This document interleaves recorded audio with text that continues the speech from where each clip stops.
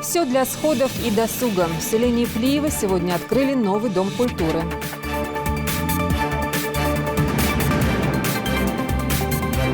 В ход идут доказательства от счастливых победителей, которые купаются в деньгах и утверждают, что все это абсолютно безопасно. Легко ли обмануть участников финансовых пирамид? Как схема модернизируется с учетом времени и кто уже пал жертвой? Выявили у себя путем самообследования это заболевание или признаки этого заболевания. И, конечно же, имеют хорошее качество жизни, имеют 100% выздоровление. «Сохрани жизнь маме». Расскажем о реализации всероссийского проекта по привлечению внимания женщин к своему здоровью.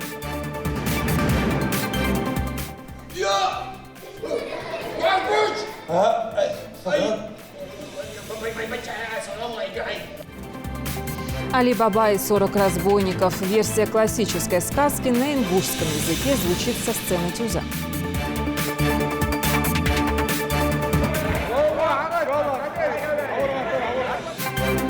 В Центре олимпийской подготовки сегодня стартовал чемпионат Республики Ингушетия по вольной борьбе.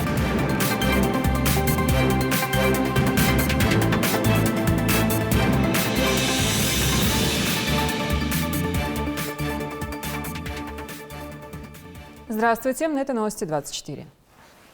В сельском поселении Плиево открыли новый дом культуры. Жители здесь могут проводить общественные мероприятия, для них будут организованы концерты, спектакли.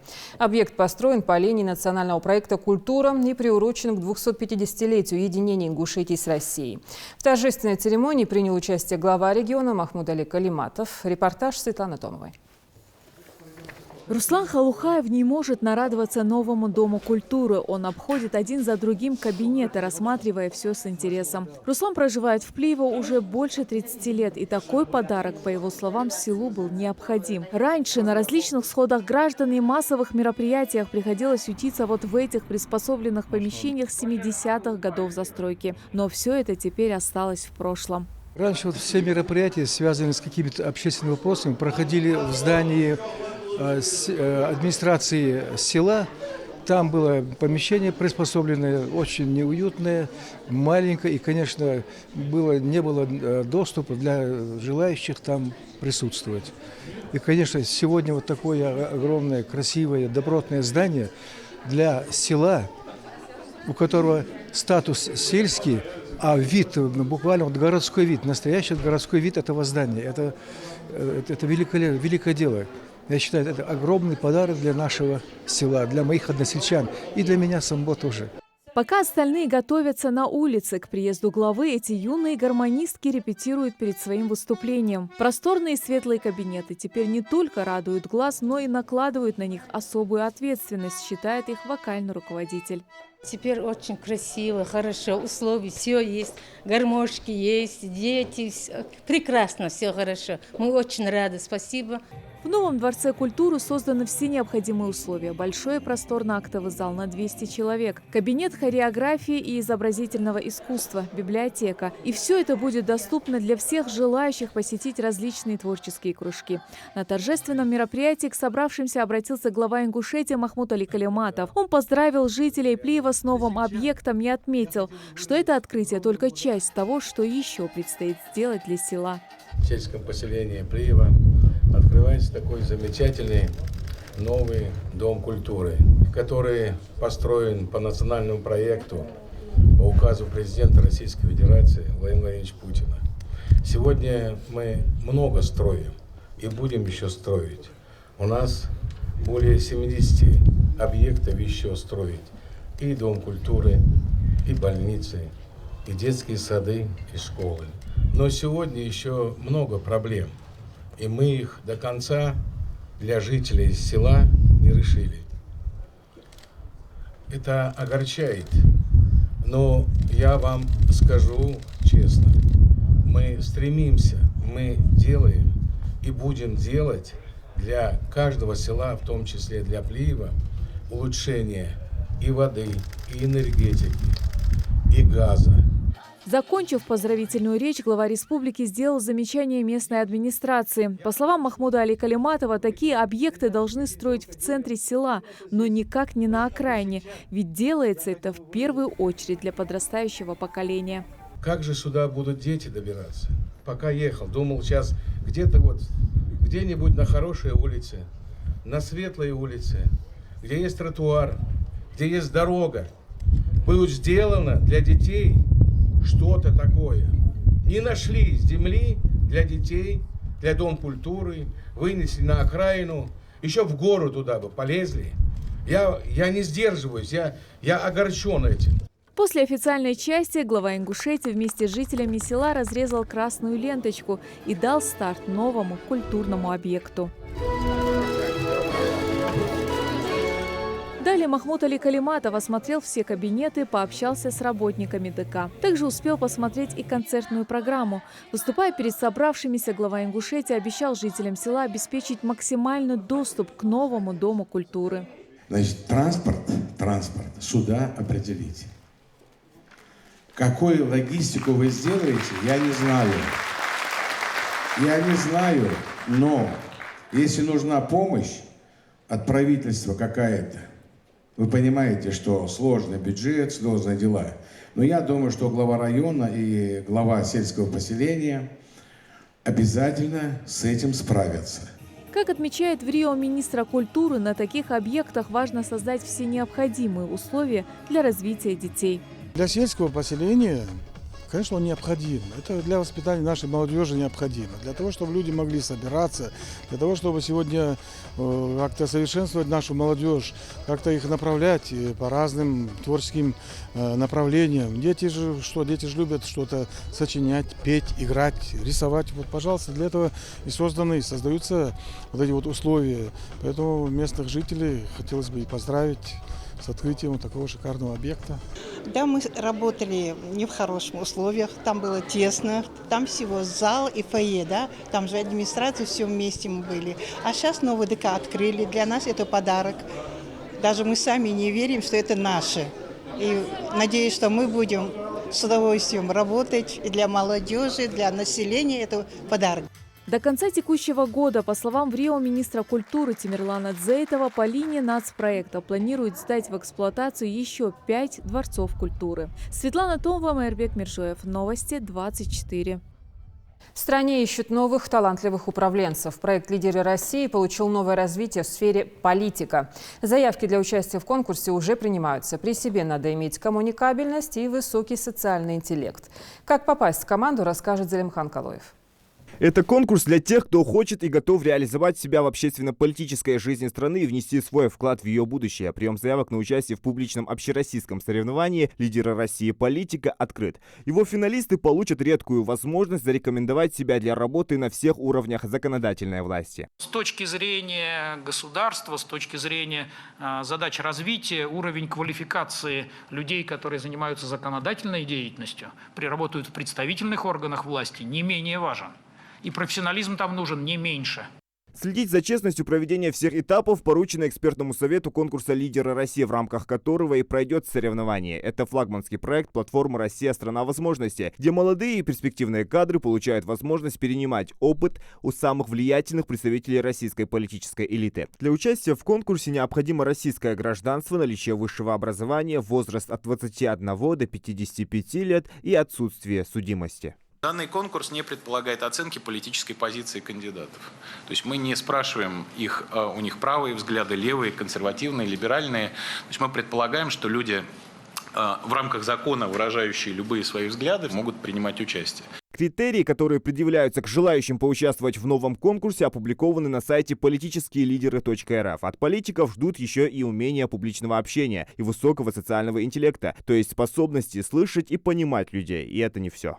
Если на «Лидерах России» мы оцениваем в основном потенциал участников, то, на что способны вот эти будущие лидеры, то здесь очень важно уже какой-то доказанные результаты, причем не с точки зрения личных достижений, а с точки зрения какой-то общественной пользы, что участник сделал для других. В Финалисты получат право на обучение по программе развития общественно-политических лидеров в Высшей школе государственного управления, слушателями которой были многие из избранных в прошлой осенью глав регионов. Подать заявку на участие в конкурсе можно на сайте политическиелидеры.рф. Регистрация продлится до 16 марта, а победителей определят уже в мае этого года. В качестве преподавателей и наставников, кстати, также будут выступать представители самых разных политических взглядов, например, руководители всех фракций Госдумы. Зелимхан Калоев, Новости 24. Уже совсем скоро, 17 марта, мы отметим 250 лет со дня единения Ингушетии и России. Первые данные о добровольном вхождении Ингушетии в состав великого государства появились еще в 1564 году. За это время произошли разные исторические события. О них бережно хранит память для народа Государственный музей краеведения имени Тугана Мальсагова. Репортаж Даны Плиевой. Стоит лишь войти в музей, как на глаза попадается эта картина. Большое красочное полотно отражает значимое событие в истории нашего народа. 17 марта 1770 года на склоне Согласия вблизи селения Ингушт подписали присягу на верность России. С тех пор, как наш регион добровольно вошел в состав великой державы, минуло 2,5 века. Но дружественные отношения и сотрудничество с российским государством у нашего народа происходили намного раньше. Вхождение Ингушетии в состав России отражается во многих архивных документах, во многих изданиях российского государства, советского государства в прошлом. И, можно сказать, мы, когда определяли дату 17 марта 1770 года в городском доме культуры, считать датой единения Ингушетии в состав России, это была дата завершения вхождения всей Ингушетии в состав России. Как отмечает Магомед Сагов, первые данные о добровольном вхождении Ингушетии в состав России идут еще с 1564 года. В том же XVI веке между Древней Русью и ингушским народом создавались соглашения о создании русско-ингушских содружеств.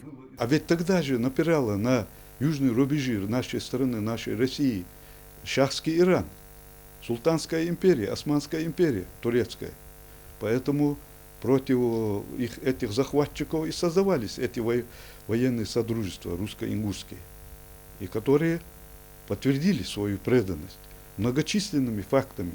Ведь ингуши воевали под русским штандартом, это известно в истории. Ну а если уйти чуть дальше XVI века и заглянуть в XIV? Этот отдельный стенд в музее посвящен русскому князю Михаилу Тверскому. В наше время великий князь сумел объединить жителей Ингушетии и Тверской области. В 1317 году у деревни Бартенова он разгромил огромное ордынское войско. А затем, спустя год, принял мученическую смерть, не желая подставлять своих подданных. И случилось это с большой долей вероятности в Очелуках. Это событие, которому уже 700 лет, это дает нам право говорить, что у нас русско-ингушские отношения уже более 700 лет. Даже наш великий ученый Дашлуков Мальсагов, рассказывая в книге о слове полку Игореве, говорит, что еще ингушские русские отношения происходят еще вглубь древности.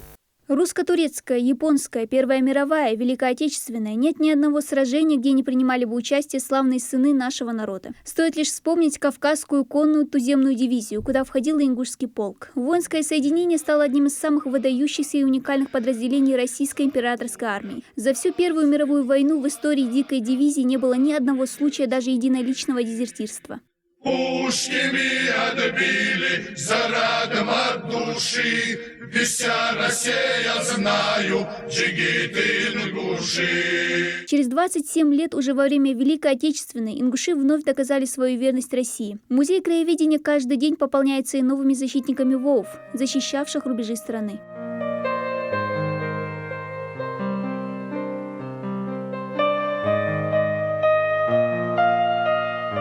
Сегодня Ингушетия – динамично развивающийся край. В республике активно идет строительство социальных объектов. Появляются детские сады, школы, больницы, развивается туризм. Наши предки оставили нам самое главное – большую семью, имена героев, государственность, гимн, флаг и родную республику. Ну а сохранить клятву, данную 250 лет назад, они завещали всем будущим поколениям ингушей.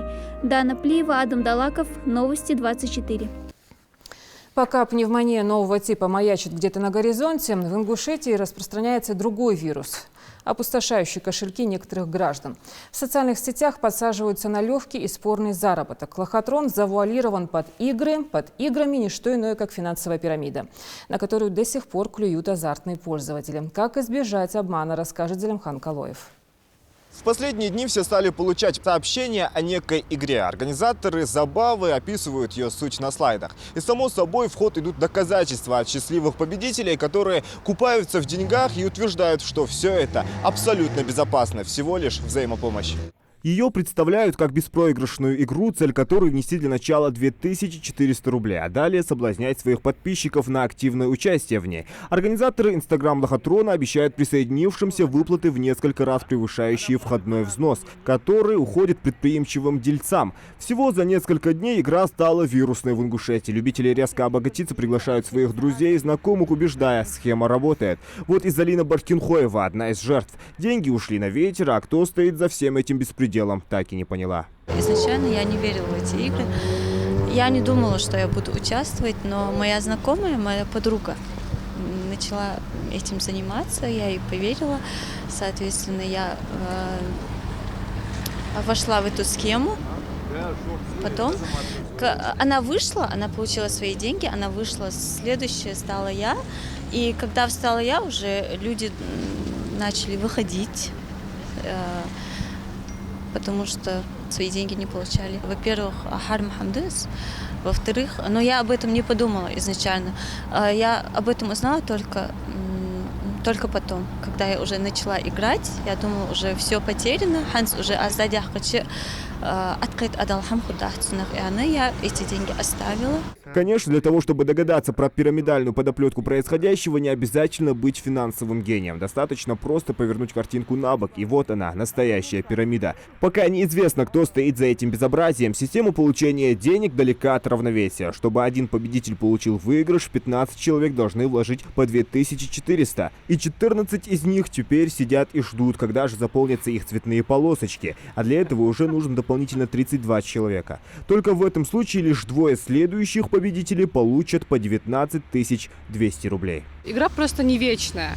Она когда-то заканчивается, и когда она уже заканчивается, последние они остаются ни с чем. То есть игра построена на том, что у людей отнимают эти деньги. То есть их обманным путем добывают эти деньги. Я считаю, что играть в эту игру, во-первых, с точки зрения религиозной, с точки зрения это грех, а даже если убрать это в сторону, не знаю, это, во-первых, подстава своих же друзей, как бы.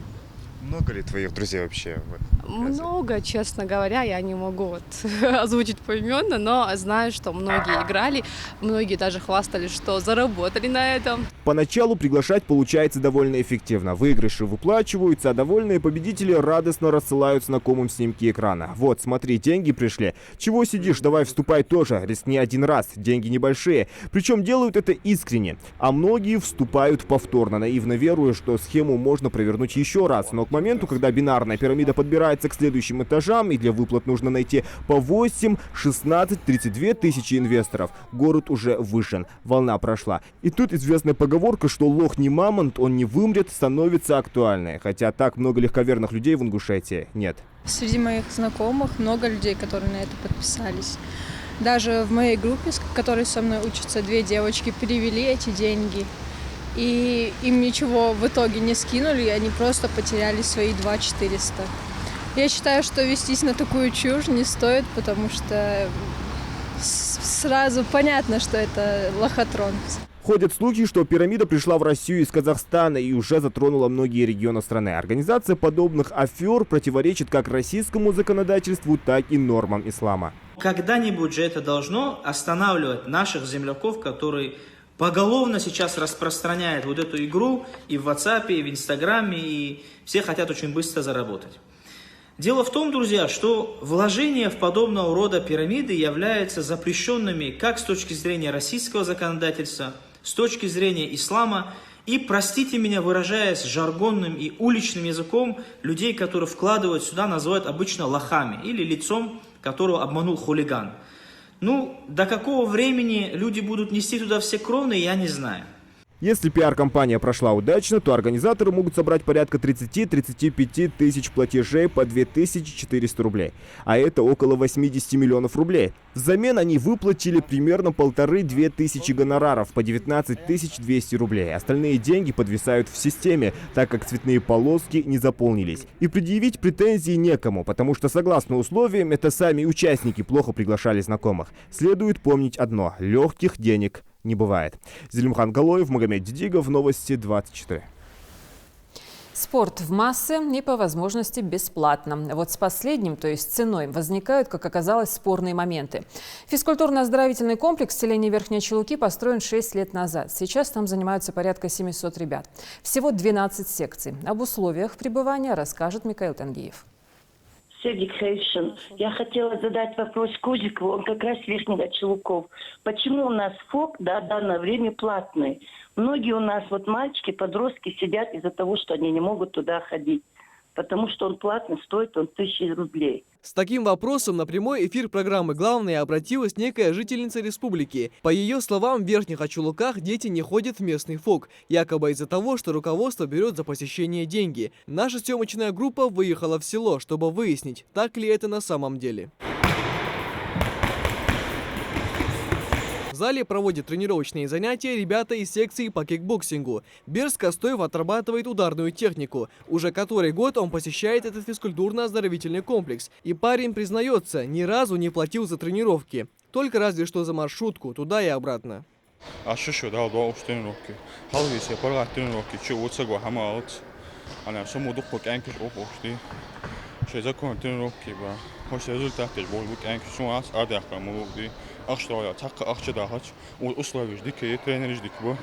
Узнав, что приехало телевидение, в коридоре уже собрались возмущенные родители. Причина их недовольства заключается вовсе не в том, что с них требуют деньги за занятия в секциях. Их гнев вызывает клевета со стороны анонимного человека, который даже не удосужился прийти на место. Об истинном же положении дел рассказали родители тех, кто постоянно занимается в ФОКе.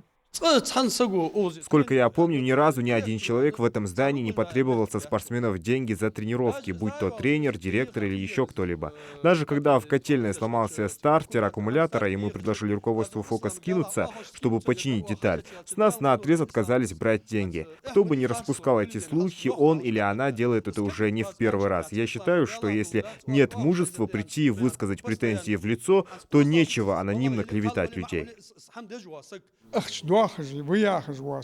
Тот, кто обвиняет директора в том, что он берет деньги, какому бы тейпу он ни принадлежал, должен прийти и обосновать свои слова. За все сказанное каждый будет держать ответ перед Всевышним, и если он лжет, то это является для него грехом.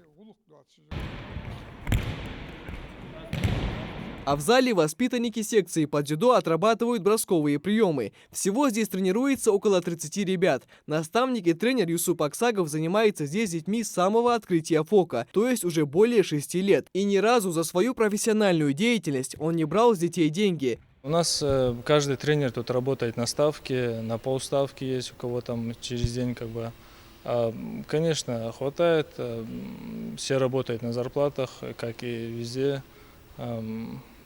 Все делается для детей, им тут все бесплатно. Физкультурно-оздоровительный комплекс в Верхних Ачулуках построили в 2014-м. И со дня открытия здесь были запущены секции бокса, вольной борьбы, дзюдо, карате и другие популярные виды единоборств. На сегодняшний день в стенах спорткомплекса занимаются более 700 человек. Директор ФОКа подчеркивает, наша цель – это воспитать здоровую и крепкую молодежь. Мы считаем, что свою работу мы выполняем на должном уровне. А так нам, конечно, периодически помогает спорткомитет Малгобекского района.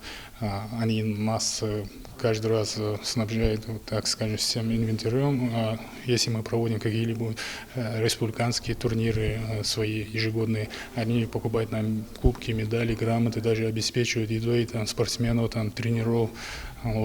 Периодически нам помогают. В обращении также вскользь упомянули, что в помещениях спорткомплекса бывает грязно, но и это не подтвердилось. За 6 лет в здании не раз проводились турниры различного уровня, и условия всегда соответствовали необходимым требованиям. Единственное место, где здесь платят за посещение, это тренажерный зал, открытый год назад, но даже его можно считать условно платным. До 7 часов вечера этот зал у нас бесплатный. То есть дети могут свободно посещать. Наши спортсмены, которые непосредственно занимаются в этом ФОКе, до 7 часов они занимаются бесплатно. Почему я подчеркиваю бесплатно, чтобы люди поняли, вечером после 7 у нас платный досуг. То есть эти деньги, которые они платят, 1000 рублей, они оплачивают инструктора, то есть тренировки инструктора. Все эти деньги идут на тренировки инструктора и чисто на коммунальные услуги. Неоднократные чемпионы республики и России, чемпионы Европы и даже мира. За короткий промежуток времени спорткомплекс Верхних Очелуков воспитал не один десяток именитых спортсменов. Не секрет, что полноценное всестороннее развитие ребенка зачастую обходится родителям в кругленькую сумму. И многие скажут, что вкладывая деньги в детей, мы вкладываем их в будущее. Да, но именно благодаря бесплатному спорту и его стремительному развитию в нашем регионе абсолютно каждый имеет шанс реализовать себя в этом направлении. А всякого рода слухи лишь слегка тормозят двигатель процесса. Михаил Тангиев, Адам Далаков, Новости 24.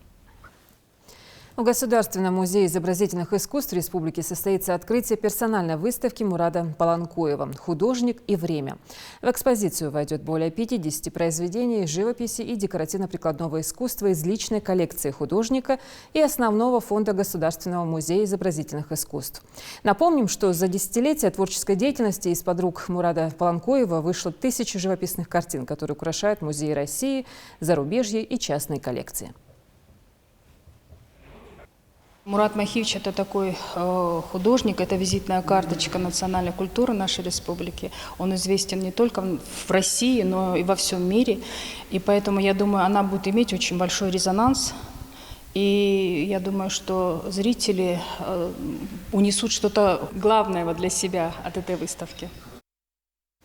«Сохраним жизнь маме». Республиканский центр медицинской профилактики совместно с региональным отделением общественного движения «Матери России» провели мероприятие, приуроченное ко дню борьбы с раком. Это всероссийский проект, направленный на профилактику рака молочной железы и привлечение внимания женщин к своему здоровью. Жаридат Халухоева подробно. Не каждый день в перинатальном центре встретишь столько онкологов вместе. Но сегодня особенный день. Супергерои в белых халатах, миссия которых бороться с таким опасным врагом, как рак молочной железы, собрались обсудить вопрос о профилактике злокачественных образований. 70% рака молочной железы выявляют в основном при самообследовании женщины. И так получается, что при обследовании, которое мы можем увидеть, это уже запущенная форма рака. Рак – одна из главных причин смертности во всем мире. Участница конференции Эсет Кузикова отмечает, женщины напрасно откладывают профилактический визит к врачу. Ведь они должны думать в первую очередь о своем здоровье, чтобы иметь возможность родить и быть счастливой. Из-за того, что рак у нас молодеет, очень часто девочки молодых возрастов, это вот начиная от 15 до 25 лет, участились фиброаденомы, очень часто выявляются в последнее время доброкачественные кистозные образования, различные липомы и другие доброкачественные новообразования молочных желез. Мы их держим постоянно под контролем, наблюдаем. Ежегодно в России выявляется 55 тысяч больных женщин, большинство из которых имеют детей. Эти цифры и толкнули на создание в 2012 году всероссийского проекта «Сохраним жизнь маме», направленного на профилактику заболевания и сбережение жизни. Исполняющая обязанности регионального министра здравоохранения Зарема Лянова отмечает большое число выявленного в стране за это время рака груди первой стадии. Уже около 3 миллионов женщин осведомлены за 7 лет работы. Многим из женщин, статистики точно такой нет, сколько женщин уже выявили у себя путем самообследования это заболевание или признаки этого заболевания. И, конечно же, имеют хорошее качество жизни, имеют 100% выздоровление. Чтобы кардинально изменить ситуацию в системе онкологической помощи, необходимо повысить порядок диспансеризации и регулярных профилактических осмотров. Такую задачу поставил Владимир Путин в своем послании к Федеральному собранию. Пока практика в стране только вводится, краеугольным камнем борьбы против рака груди являются такие профилактические беседы и акции. С ноября 2019 года до ноября 2020 года будет реализовывать вот этот проект в разных регионах. Президентский грант получила организация. И вот сегодня было опубликовано везде. Вот сегодня здесь собираются мамы, доктора будут обучать наших мам, что нужно сделать для того, чтобы вот рак не поражал наших матерей, сестер, нашу красивую женскую половину. Главным координатором проекта «Сохраним жизнь маме» в Ингушетии выступает региональное отделение общественного движения «Матери России». В рамках его реализации также проводится масштабная акция «Розовая лента». Это главный символ мероприятия, на котором женщины старше 18 при наличии показаний могут пройти маммографическое обследование или записаться на такую процедуру в любое удобное для них время. Опытные, очень даже образованные врачи, которые проводят это обследование нашим женщинам, нашим матерям. Они охватили все почти регионы и населенные пункты Ингушетии. Эта работа будет продолжаться до 2020 года. Привлечь внимание людей к проблеме онкологии как одной из самых страшных болезней современности – основная цель сегодняшней встречи. Выступающие подчеркивают, по количеству жертв онкологию опережают лишь заболевания сердечно-сосудистой системы. Хотим уделить внимание этой проблеме сейчас в рамках профилактики, потому что на сегодняшний день существует ряд диагностических обследований и лечения, которое может помочь не только вылечить до определенной ремиссии, но и также излечить это заболевание полностью. А также есть ряд превентивных мер, которые могут помочь не только выявлению на ранних стадиях, но и профилактике заболевания в целом. Проблема онкологических заболеваний стала настолько актуальна, что получила общенациональное звучание. Ежегодно рак молочной железы обнаруживается у более 10 миллионов женщин. По данным Всемирной организации здравоохранения, в 2020 году эта цифра сможет увеличиться до 15 миллионов. Жарадат Хулхоева, Мербек Мержоев, Новости 24.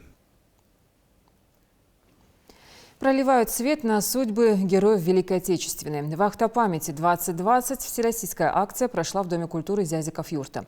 Обсудили итоги поисковых операций. В этом году свои усилия объединили поисковики Нижнего Новгорода и Ингушетии. Все подробности в сюжете. Он был ранен, и его отвезли в госпиталь Средних Очелуков, где он и умер. То есть вот, не просто человек умер, мы уже можем знать, как он умер, что он перед этим был. Более того, он умер не один, вместе с ним погиб его замполит батальона Сванидзе Владимир Сардинович. Подвиг героя никогда не канет в лету, как и память о самом воине, отдавшему свою жизнь на полях сражений или в тылу. Таков негласный девиз собравшихся здесь на торжественном открытии всероссийской акции «Вахта памяти-2020». Благодаря совместной поисково-исследовательской работе отрядов Нижегородской области и Республики Ингушетия стало возможным узнать, где и при каких обстоятельствах захоронены их предки, числившиеся до этого дня без вести пропавшими еще со времен Великой Отечественной. Выявлено было несколько фамилий горьковчан, ранее числившихся пропавшими без вести. А на самом деле они погибли, умерли в госпиталях города Молгобек, в Очелуках, в селе Барсуки. Только в селе Средние Очелуки, где по спискам числилось 8 человек погибших, оказалось 121. Но работа еще только началась, и работа продолжается. Более того, сегодня здесь присутствовали даже люди, родные одного из солдат, который числился погибшим в Средних Очелуках, а они его считали пропавшим без вести. Без вести пропавшим до этого дня считался и отец, присутствующий здесь, Любы Захкиевой, рассказывает историк Хава Саутиева. Из собранных ей материалов стало известно, что Магомед Захкиев, будучи председателем колхоза в селе Гербек-Юрт, в 1942 году возил продовольствие солдатам 52-й танковой бригады, которая дислоцировалась в Верхних Очелуках. В очередное утро перед своим отъездом он своей 3-летней дочери Любе по случаю ее дня рождения подарил золотые сережки и обещал по возвращению привезти ей платье, также собрать односельчан у себя дома и прочитать мавлид. Вернуться Магомеду так и не было суждено. Он сказал, что он должен отнести еду солдатам, что им там нечего есть. Только после этого девочка согласилась отпустить отца туда и сказала, что будет его ждать. Но ждать пришлось очень долго. И когда слушаешь рассказ бабушки Любы, считает такое ощущение, что она и по сегодняшний день ждет своего отца домой. Этот пример единения фронта и тыла далеко и не единственный, делится Беслан Зейта. В рамках общероссийского проекта «Судьба солдата» ведется уточнение имен и боевого пути солдат, увековеченных на воинских мемориалах на территории Ингушетии. Также продолжается работа по запросам граждан республики о судьбах их родных без вести пропавших в годы Великой Отечественной войны. Акции у нас будет участвовать поисковые отряды СКФО, но не все отряды, но с каждого субъекта по одному отряду. Ну и с Подмосковья, с Нижнего Новгорода, это наши постоянные такие поисковики, которые с нами сотрудничают. И сегодня тоже они приехали с Нижнего Новгорода. Алаудин Алиев закончил Владикавказское педагогическое училище, работал учителем в школе, рассказывает про своего дядю Муса Беков. В 1940 году его призвали в армию. Он служил в Ленинградской области, закончил курсы офицеров, был командиром сводной дивизии малых танков. Погиб часть Новгородской области, деревня Стрельцы, Новопавловского района. Погиб там. Там, говорит, памятник есть. Им стоит памятник 500 метров от этой деревни Стрельцы. Памятник есть. Мы там не были, мы сейчас вообще узнаем. Спасибо ребятам, что они все это сделали. Житель селения Нижние Очелуки Макширип Костоев пришел сюда в надежде разыскать хоть какую-нибудь информацию про Хусейна Костоева. Еле сдерживая волнение, он рассказывает, ни фотографий, ни документов, ни каких-либо других свидетельств его биографии нет. Известно лишь, как один из славных сыновей ингушского народа, он отправился на войну в 20-летнем возрасте.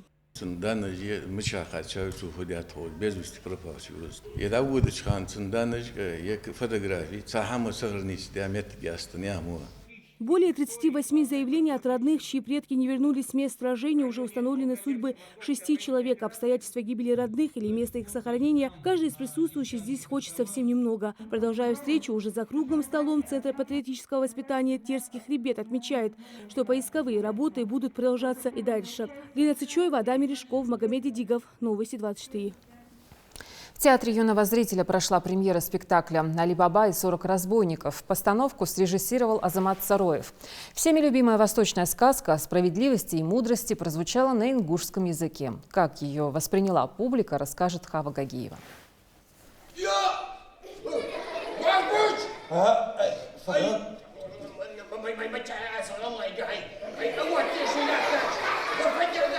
Кто бы поверил, что эта подвижная детвора сможет усидеть на месте даже минуту, не говоря уже о том, чтобы посмотреть часовое представление от начала до конца. Но как только из-за кулис выглядывают куклы, становится понятно, дети даже не заметят, как пролетит время.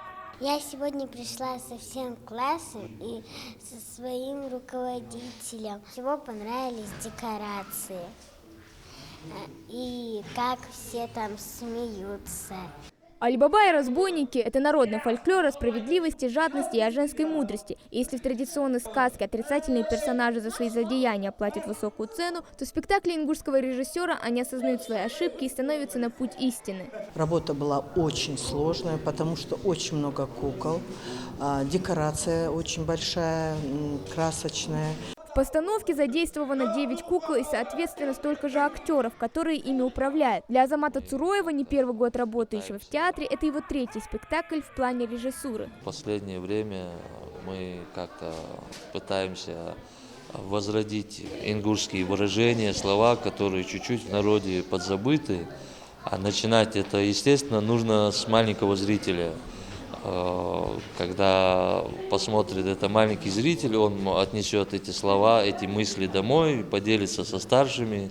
И поэтому мы решили, что именно этот спектакль должен быть на ингушском языке. Пока одни отыгрывают свою часть на сцене, другие в гримерной готовятся к своему выходу. На долю Магомеда Абиева выпало быть рассказчиком. Это единственная роль в живом плане. В драматическом театре это совсем другое. А тут выходишь, дети, и ты один, и все остальные за кулисами, за ширмой, как ты сказала.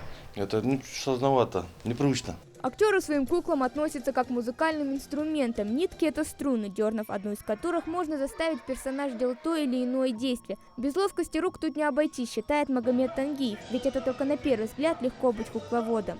Волнение было, но не очень. Я слова уже наизусть знаю. Опыт был, в новогодних спектаклях тоже выступал, но сейчас первая роль с куклой. Это мой персонаж, плешивый Магомед, так сказать, правая рука атамана. Появляется не очень так во всех эпизодах, но 50% вот так вот случается. Театр кукол – это не просто место, где играют актеры. Здесь оживают куклы и творятся чудеса. Это целый мир, завораживающий своей загадочностью детей, а взрослых возвращающий в беззаботный мир детства. Хава Гагиева, Магомед Дидигов, Новости 24. Известный ингушский футболист, игрок казанского «Рубина» Солтмурат Бакаев забил гол в ворота молдавского клуба «Шериф». Он вышел на поле в начале второго тайма и уже через минуту отличился забитым мячом в ворота соперников. На днях казанский «Рубин» вышел на заключительный матч на сборах в Турции против чемпиона Молдавии «Шерифа». Игра закончилась победой «Рубина» со счетом 2-0. В Центре олимпийской подготовки сегодня стартовал чемпионат Республики Ингушетия по вольной борьбе. В нем принимают участие более 50 спортсменов взрослой возрастной группы в весовых категориях от 50 килограммов и выше. Продлится спортивное мероприятие 2 дня.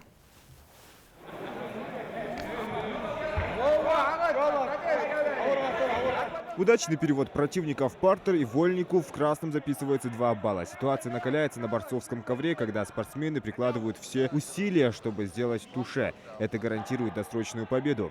Адам Хамхоев, 22-летний боец ММА, за спиной у которого 7 лет занятий единоборствами. Признается, такие соревнования – колоссальный опыт для него. Для участия на чемпионате по вольной борьбе он вразрез существующей для спортсменов необходимости сгонки веса, наоборот, набирал массу. Я так не занимался вольной борьбой. Это просто как перешел в ММА, старший брат отрабатывал в зале, чтобы ударка была и вольная борьба была. Я все мельницу сделал, который отрабатывал в зале с братом, старшим братом Магомедом. А так подхват сделал, как получилось, как он проводит ногу. Наставник Адама Хамхоева рассказывает, все свободное время у борца должно быть связано со спортом. Тот факт, что вольная борьба является основой всех других видов единоборств, неоспорим, считает Ахмед Евлоев. По его словам, правильная мотивация, нужное напутствие и огромное усилие вкупе с волей к победе гарантируют хороший результат, что и показывает его подопечный. Он очень способный парень, очень способный, это словами не передать.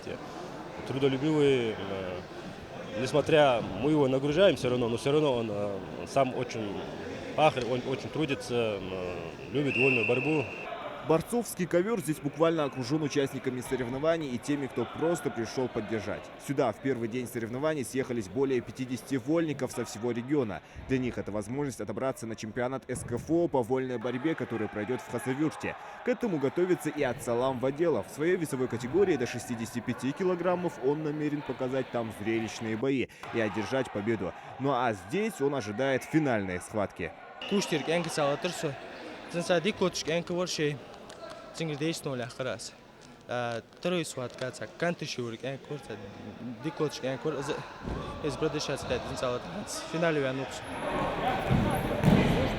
Зрелищность этому виду спорта обеспечивает богатый выбор приемов, захватов и бросков, поэтому и привлекателен так для молодежи.